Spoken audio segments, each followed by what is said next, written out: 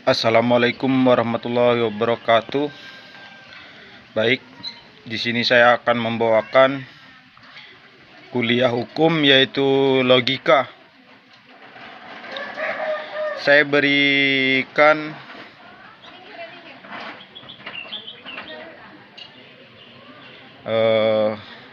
kata-kata yaitu logika.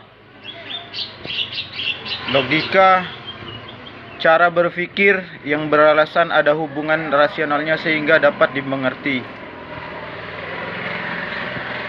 Arti logika, penalaran dan argumen.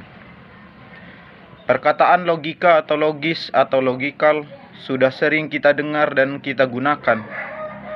Dalam bahasa sehari-hari, perkataan logika dan logis menunjuk pada cara berpikir atau cara hidup atau sikap hidup tertentu, yakni yang masuk akal, yang reasonable, yang wajar, yang beralasan atau berargumen, yang ada rasionalnya, yang ada rasionya atau hubungan rasionalnya.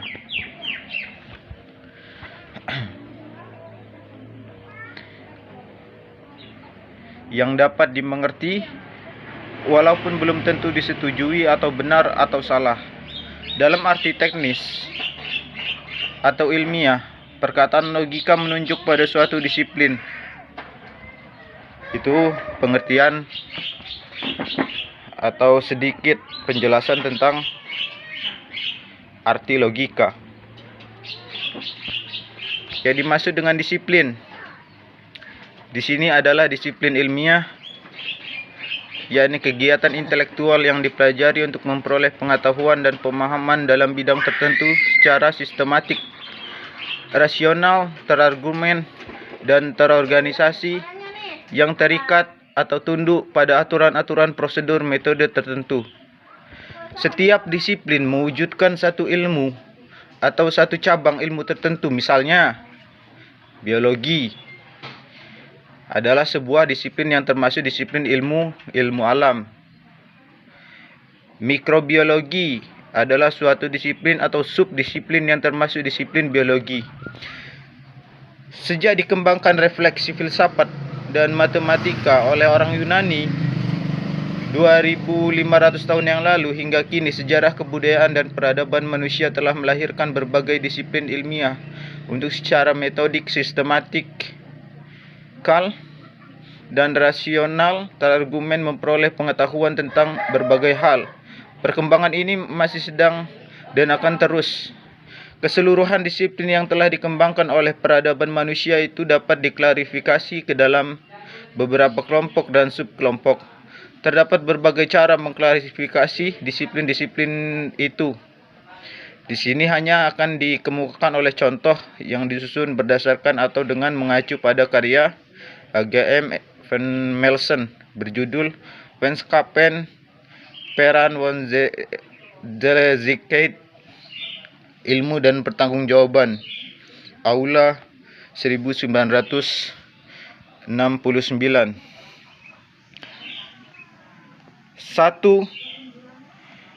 Klarifikasi disiplin ilmiah non-empirik dan empirik ya. Di sini klarifikasi disiplin ilmiah non-empirik dan empirik. Keseluruhan disiplin-disiplin itu dapat dibagi dalam dua kelompok besar, yakni disiplin non-empirik dan disiplin empirik. Disiplin non-empiris adalah kegiatan intelektual untuk secara rasional memperoleh pengetahuan yang tidak bergantung atau bersumber pada pengalaman. Jadi kebenarannya tidak memerlukan pembuktian atau verifikasi lagi, yaitu empirikal, melainkan cukup dengan pembuktian rasional. Non-empirik, pengetahuan tidak empirik tapi cukup pembuktian rasional dan konsisten rasional.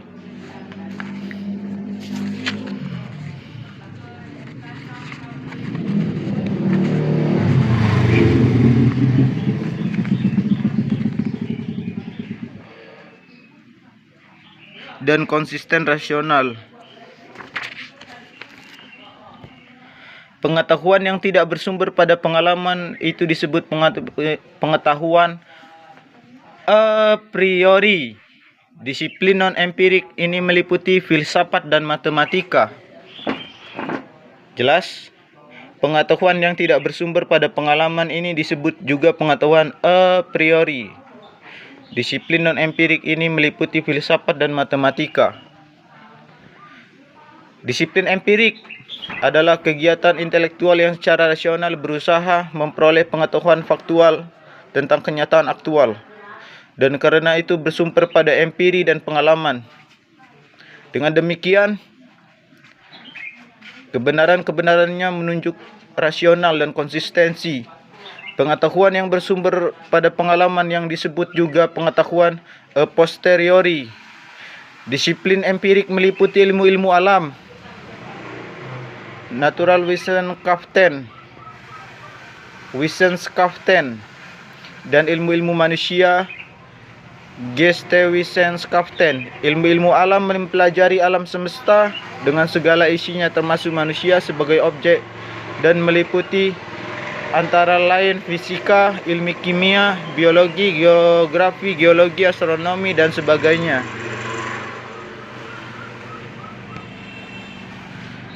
Ilmu-ilmu alam berupaya untuk mengenali dan merumuskan hubungan-hubungan yang ajak antara dua atau lebih hal atau peristiwa dengan menemukan dan merumuskan hubungan sebab akibat berdasarkan asas kausalitas determinitas, yakni keajegan yang niscaya terjadi atau berlaku yang tidak tergantung pada kemauan manusia. Ilmu-ilmu manusia mempelajari manusia sebagai subjek dan isi alam semesta dengan segala isi dan kaitan dengan manusia sebagai subjek. Yang dimaksud dengan manusia sebagai subjek adalah manusia sebagai makhluk yang atau sesuatu yang menentukan sikap dan memberikan reaksi terhadap segala sesuatu, baik benda-benda dan makhluk-makhluk lain, seperti sesama manusia maupun peristiwa-peristiwa dan aksi terhadap dirinya. Ilmu-ilmu manusia ini terdiri atas ilmu-ilmu sejarah, ilmu sosial, dan ilmu-ilmu bahasa. Ilmu-ilmu sejarah mempelajari hal-hal atau peristiwa yang unik yang tidak dapat diulang. Ilmu-ilmu sosial mempelajari segala sesuatu peristiwa-peristiwa yang menyangkut manusia atau peristiwa-peristiwa kemanusiaan yang berulang atau yang dapat diulang. Ilmu-ilmu sosial meliputi antara lain politik, ilmu ekonomi, geografi sosial, antropologi, psikologi sosial, ilmu komunikasi, ilmu bahasa, mempelajari sistem-sistem lambang sebagai sarana komunikasi dan ekspresi diri. Dikembangkan manusia lewat interaksi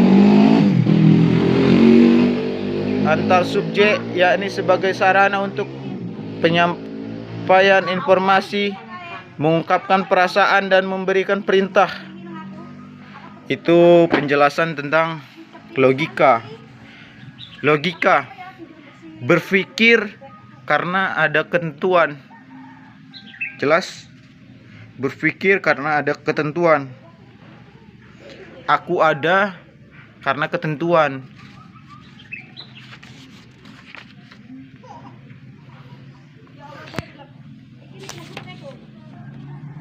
Baik, nanti saya jelaskan tentang objek-objek yang lainnya. Tetap ikuti terus Justicia. Di mana ada hukum, di situ ada masyarakat.